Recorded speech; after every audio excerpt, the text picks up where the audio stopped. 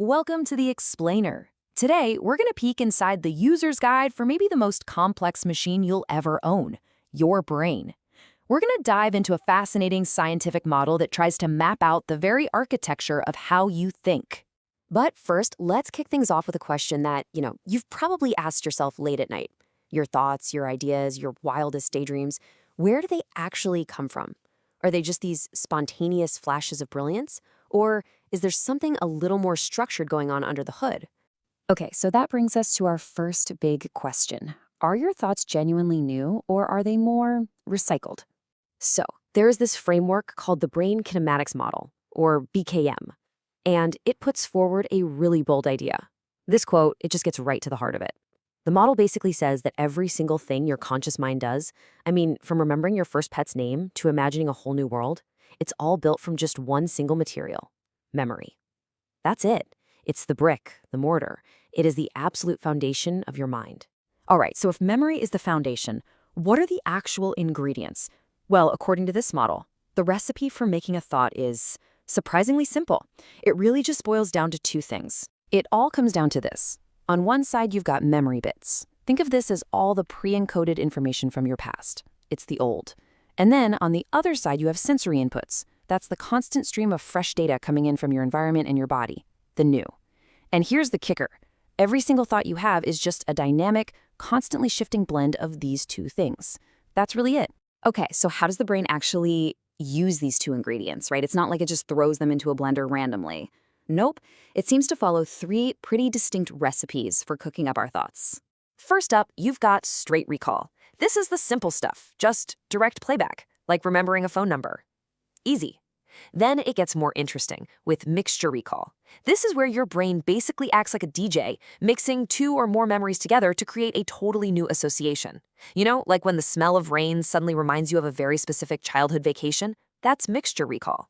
And finally, we have tiny mixture creation. Now, this one is the most subtle. It's where these tiny, almost hidden fragments of old memories get embedded into an idea that feels completely new, completely original. This, right here, is the secret sauce behind a ton of our creativity. And get this, when you look at our typical day-to-day thinking, we are not just replaying old tapes. A massive 70% of our mental activity is all about mixing and creating, blending those old memories into brand new combinations. It means we are all pretty much constantly these relentless remix artists. But here is where it gets really cool and dynamic. That blend of old and new, of memory and sensory input, it isn't a fixed thing. That ratio shifts, and it shifts dramatically, all depending on your current mental state.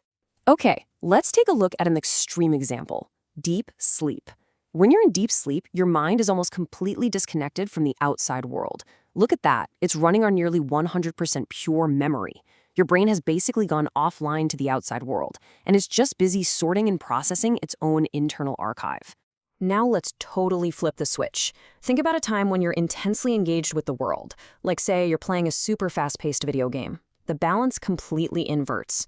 Fresh, real-time sensory data is just flooding your system. Memory takes a back seat. It's just there in a supporting role, feeding you quick patterns and reactions. In this state, your brain is all about the new.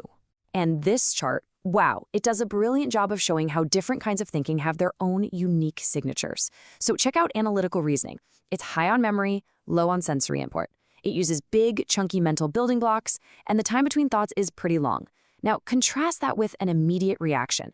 It's the total opposite. Low memory, high sensory input, using tiny little units of thought and happening super fast. You can see how every single mental state has its own distinct fingerprint. So we have all these different variables, right? We've got the memory versus sensory balance. We've got the size of the thoughts. We've got their speed. What if we could map all of them together? What if there was some kind of GPS for your own mind? Well, believe it or not, this model proposes exactly that. It's called the 3D cognitive cube, and it's basically a grand, unified map of all your possible mental states. So here's how this thing works. The cube has three different axes. The x-axis, that's the one that maps the balance between memory and sensory input. The y-axis, that represents the size of your mental chunks. Are you thinking in tiny details or big, complex ideas? And finally, the z-axis tracks the speed or the interval between your thoughts. Are they rapid fire, or is it more of a slow reflection? Put them all together, and these three axes can pinpoint the exact structural signature of any thought process you're having. And this is where it gets really interesting, because by plotting our thoughts on these axes, we can actually see that they cluster together in different neighborhoods inside this cube. So for example, deep analytical thought, that lives in a corner of the cube that's defined by high memory, large thought chunks, and a slow speed. Then, way over on the complete opposite corner, that's where you'll find your immediate reaction, high sensory, tiny chunks, and lightning fast. Even something like daydreaming has its own specific address. This cube literally gives us a way to visualize the geography of our own consciousness. And all of this brings us right back to that very first question we asked. If every single idea is a remix, a tiny mixture creation, then what does it even mean to be original? Well, what this model suggests is that maybe true genius isn't about creating something from nothing. Maybe it's about being the ultimate remix artist, the person who can make the most brilliant, the most unexpected connections between all the things that already exist inside our minds. Thanks for watching.